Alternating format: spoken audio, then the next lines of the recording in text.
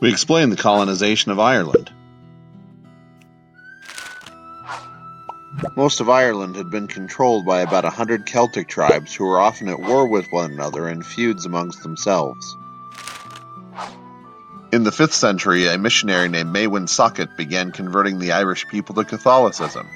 He himself was an Englishman who'd been captured in his youth by pirates and sold into slavery in Ireland, until he escaped 6 years later to return to England.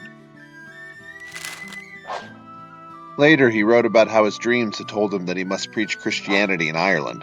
He returned to Ireland, where folklore says that he tied the Trinity to the shamrock and Jesus to Celtic sun worship to gain converts.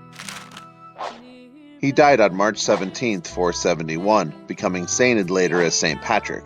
The Catholic faith he spread through the island would play a major factor in the future relationships that Ireland had with England. Ireland's deep faith made it an important home for monastic life in Europe, which is where the wealthy deposited their treasure, trusting it with the monks, which then attracted the Vikings by 800.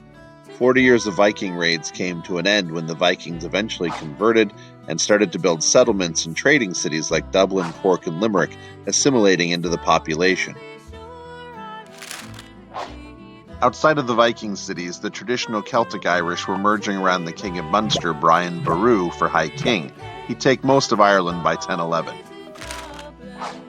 However, his High King status was challenged by the Vikings of Dublin, backed up by the Celtic Irish of Leinster at the Battle of Clontarf in 1014, where folklore says Brian was killed praying in his tent.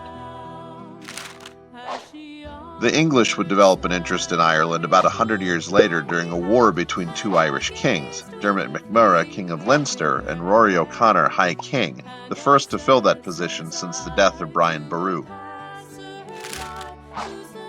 MacMurrough approached exiled King Henry II in Normandy, and in England went to see Richard de Clare, Earl of Pembroke, known as Strongbow, a Norman who agreed to the invasion of Ireland if he could marry MacMurrough's oldest daughter and claim the throne of Leinster. Strongbow sent Raymond Fitzgerald to command the first assault with MacMurrough, which led to the fall of Dublin. De Clare arrived later. Eventually he gained the throne through marriage after the death of MacMurrough. MacMurrough's oldest son Donald contested the throne and declared war on De Clare and his Irish Normans. Henry II showed up with what he claimed to be an 1155 papal bull from Adrian IV. The bull gave Henry the right to subdue Ireland. Scholars debate today if the letter was forged, not having any other records, and also knowing that the Pope and Henry were not on good terms after Henry had Thomas Becket murdered in 1170.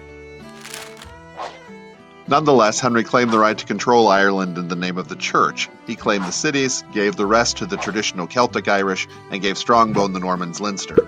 He left for England, and the Normans began taking everything. King Rory went back to fighting. Henry tried to make peace while taking more for himself and his allies. For instance, in the Treaty of Windsor in 1175, the Normans were given Leinster and Dublin. King Rory was given the rest, except for Meath, which Henry reserved for himself. And also, in return for the land and the crown, Rory was to pay fealty in wealth, religious offerings, and cowhides to Henry, effectively making Ireland a protectorate of England. But as before, the treaty didn't hold and the Normans just kept invading. With the support of Pope Alexander III, Henry just finally declared Ireland as belonging to England, installed his son John as Lord of Ireland, and gave all the land to the Normans in his name.